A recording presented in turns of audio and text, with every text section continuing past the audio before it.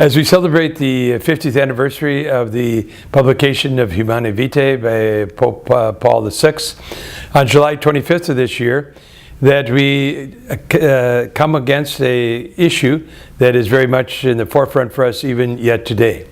And that is that there's the perceived divide between science and religion.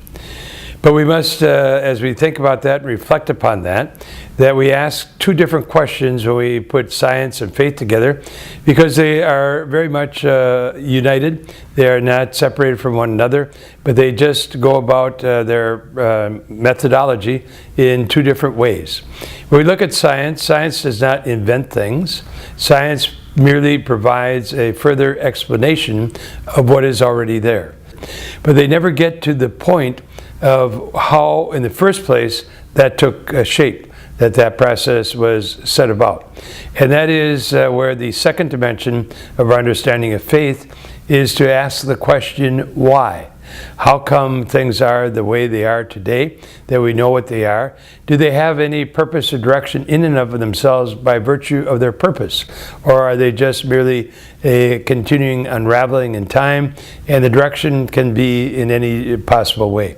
And so therefore we come, I think, today to really very much a heart of the understanding of what Humanae Vitae is all about. We certainly have a great deal of admiration for the courage of Pope Paul VI, who kind of went against the grain in his own decision and finally the publication of this document and its teaching, because he very much took up the faith's purpose of the human sexuality, and because the gift of procreation is very tightly tied. One of the two purposes to marriage.